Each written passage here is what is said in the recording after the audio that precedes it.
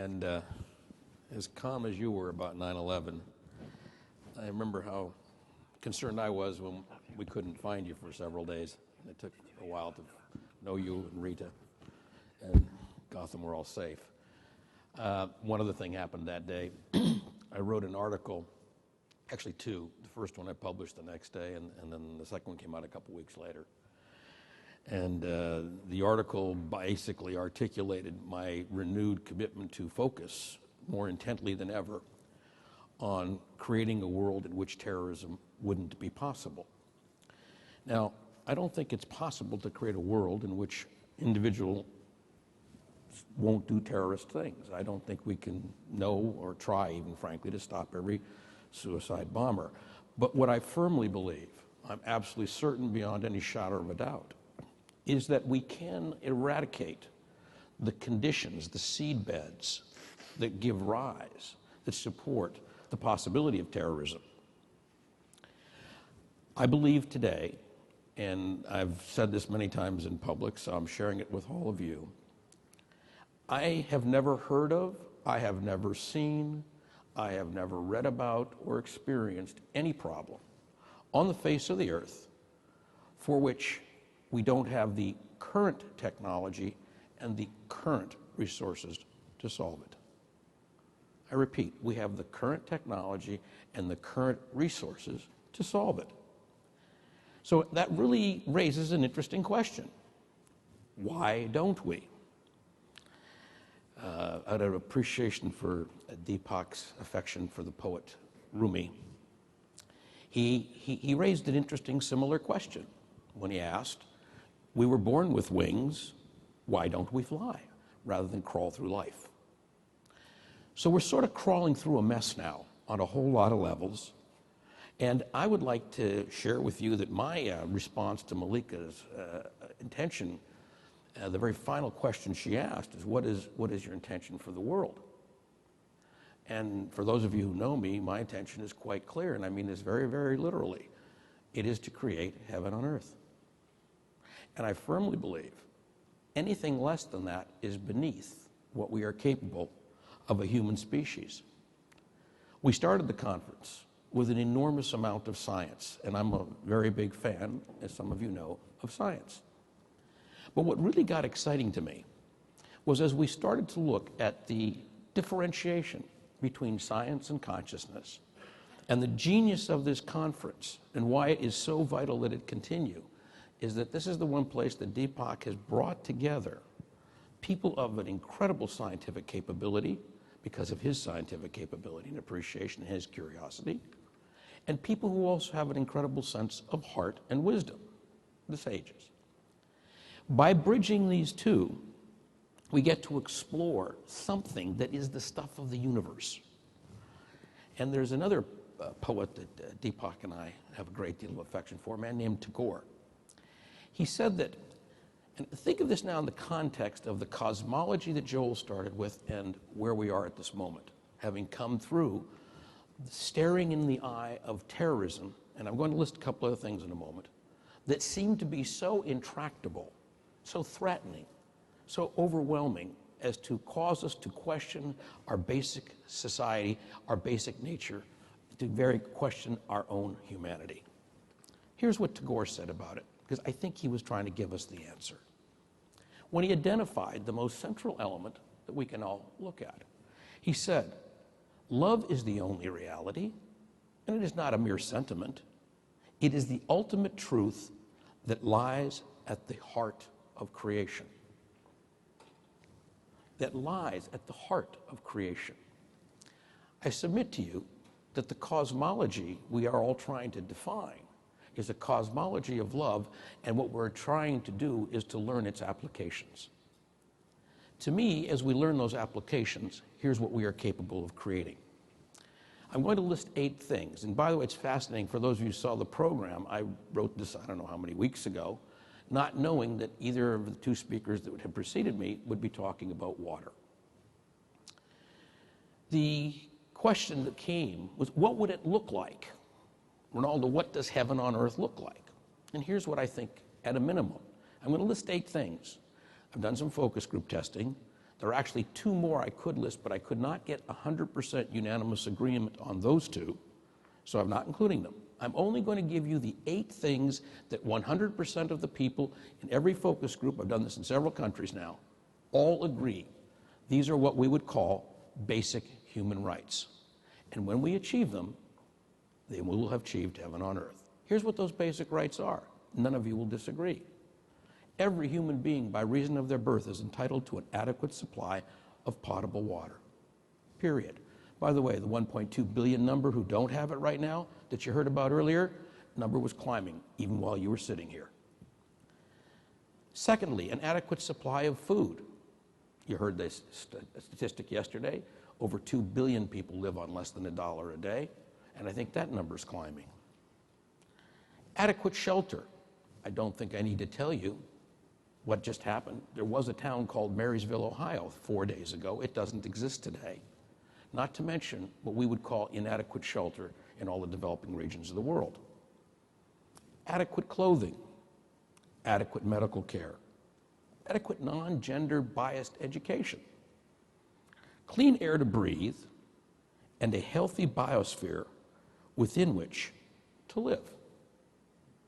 Now, does anyone in this room disagree with any of those? Adequate supply of potable water, adequate supply of food, adequate shelter, adequate clothing, adequate medical care, adequate non-gender biased education, clean air to breathe, and a healthy biosphere within which to live. Now, I seriously mean this. Does anybody in this room believe that every human being isn't entitled to one of those? Show of hands. Anybody? Okay, thank you. It's unanimous here too, as it has been every time I've tested the question. So that only raises one question. Why don't we create it? And as I said to you at the outset, I've never heard of or seen any problem, including these, which we can't solve with today's technology and resources. So what does it require? It requires an act of will. I could give you an example very briefly. One of the most dangerous things happening on our planet is our continued reliance on CO2, carbon dioxide. As we continue to burn fossil fuels, knowing that what we're doing is destroying the biosphere. Now, knowing that we do that is kind of interesting all by itself, but if we didn't have solutions, it would be at least a little bit more understandable. In fact, we do have solutions. And in fact, those solutions are capable of being brought down to the village level. Time doesn't permit me to go into all of them with you. I'd be more than happy to. But what they're based on is a very simple fundamental premise. We will, whether we choose it or not, we will go from a planetary fuel system that is carbon-based to one that is hydrogen-based. That will happen. Now, I'm going to give you some idea of what happens if we take too long making up our mind to do that. I'm going to go into that just a little bit, not because I like to be pessimistic. In fact, I'm quite the opposite. I'm very optimistic. What I have found is that in the about 12 years now that the World Business Academy, maybe it's about 13, has been studying the topic of energy. And I believe if you check around, and one of my co-authors of our last book on that with me, Jim Cusimano, is here, former vice chairman of the Academy.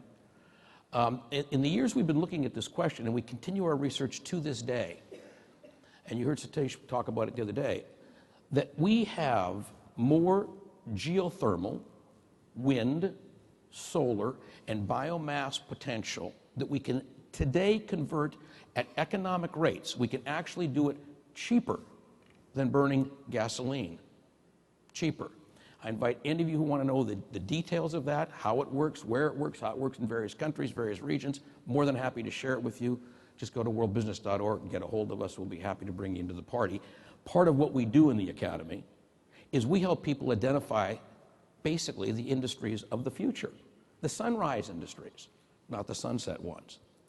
Well, this particular shift in energy, for example, is so fundamental that not making it, okay, choosing not to choose is a choice. So we have a thing called climate change. And just for those of you in the audience who have any doubt whatsoever about the nature of climate change, I can assure you, because I do a tremendous amount of work in this area, there is no conversation on climate change. There are 2,000 extraordinarily gifted scientists in the International Climatological Panels. 1,996 agree to the dot, and the other 4 work for Exxon. It's that simple. Now, why is that important to know? I'm going to tell you a very, very sad thing. In less than 100 years, so before the next millennia turns, if we do not immediately restore the damage to the planet, not just stop doing it, restore the damage to the planet. If we do not do that, in less than 100 years, over 6 billion people will die from climate change alone.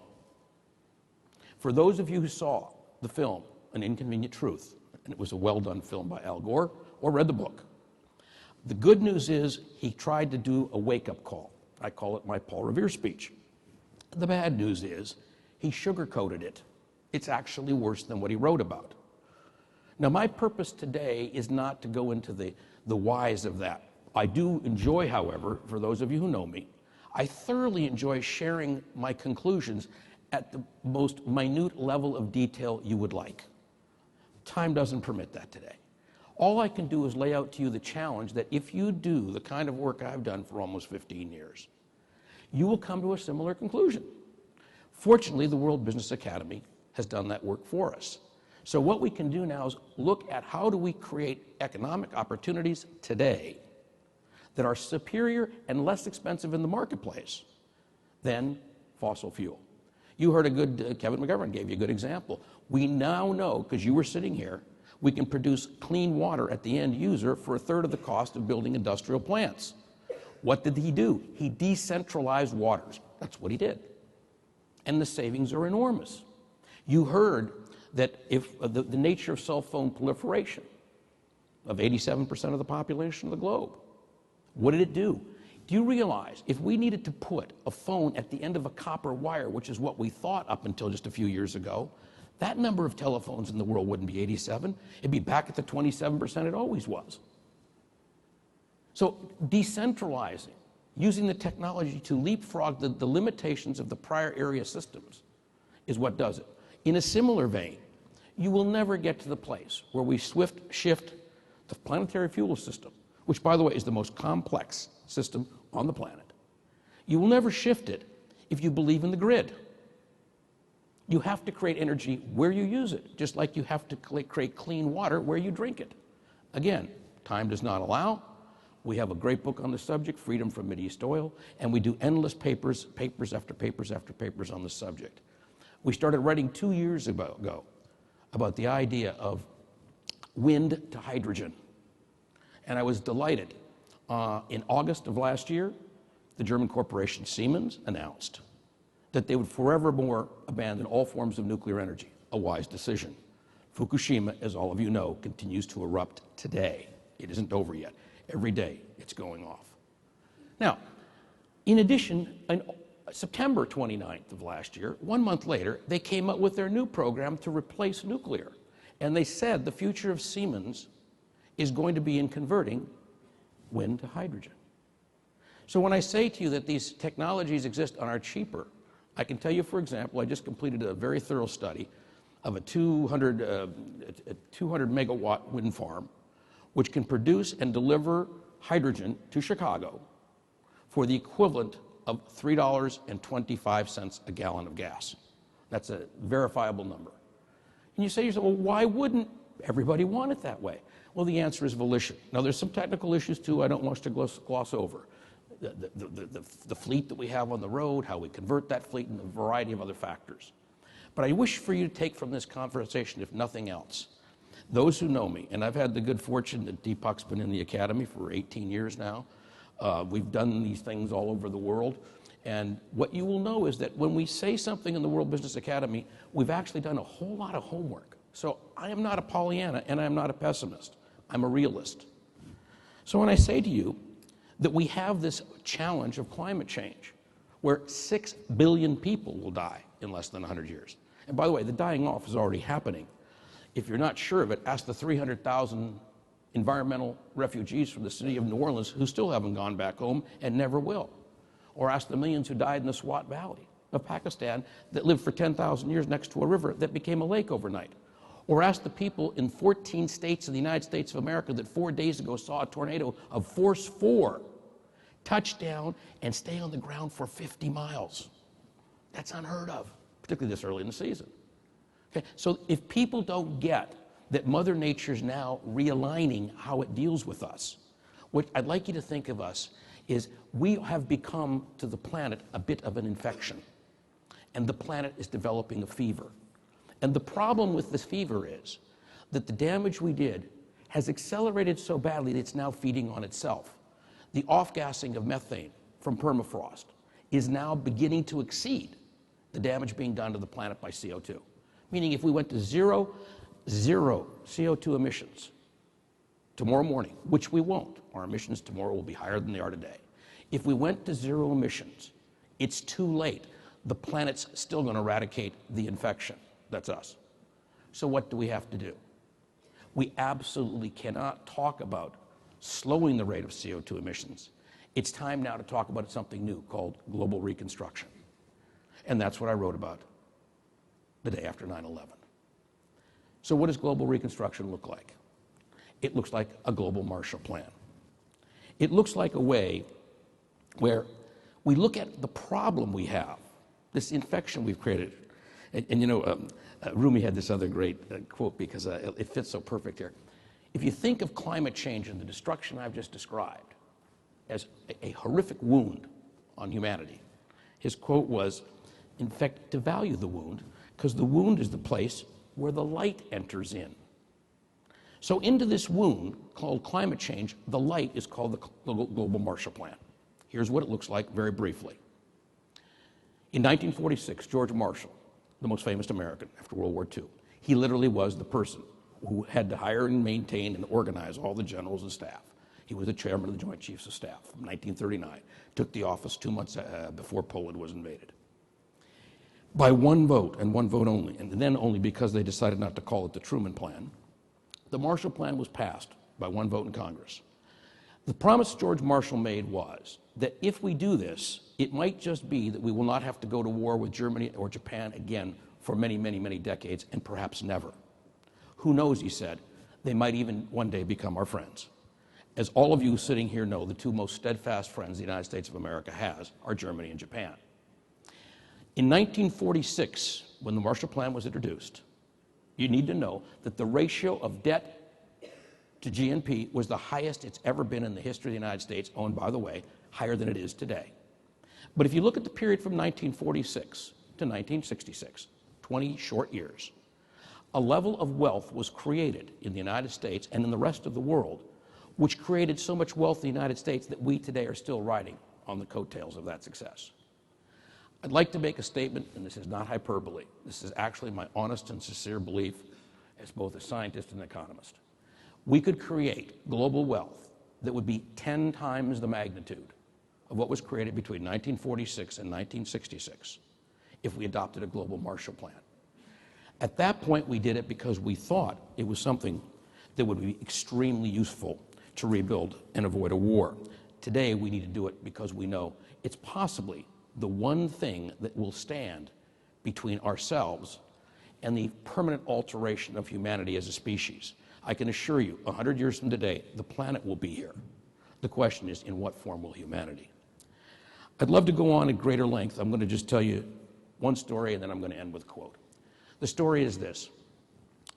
I've spent my entire adult life from 1972 to the present time working directly and indirectly in the public interest as both a businessman and on the nonprofit side through the World Business Academy, which I hope you'll start listening to our free radio broadcasts monthly, start reading our free literature. And in each step of my career, I've looked at the possibility of how we could change what was seemingly intractable. So in 1986, I met a man that some of you know named Willis Harman. He came to my house for dinner. He'd heard about some remarks I'd made. And I'd received a lot of success as a young person in business, so I was really grateful that such a brilliant man as Willis would come to my house for dinner. And he went through, we discussed, he said, well, what do you see that's broken, Rinaldo? And I explained the whole thing. And he said, well, if you believe that the planet is that broken right now, what's the solution? I said, well, Willis, if business doesn't change If business doesn't accept that it's responsible for the whole of society, then we are doomed. We must change business because it's the most powerful institution in society. He said, well, I agree with that. He said, well, Rinaldo, if you think that, what do you think we need to do to change it? And I said, we need to do three things, Willis. And this is what's called the tripartite mission of the Academy. We must change the consciousness of existing business leadership from that of a predator to that of a steward. We must change the consciousness of young people entering business so they see themselves as entering a noble profession rather than a jungle. And we must change the consciousness of the public at large so they put their money where their values are, and then business will change. I live with this, one quote also from Tagore. My life is very much about what this quote says, and I invite all of you to share the joy that I have known if you choose to follow this yourself. I slept and dreamt that life was joy. I awoke and saw that life was service. I acted, and behold, service was joy. Please join me in service to the planet and humanity. We can make this choice. Thank you.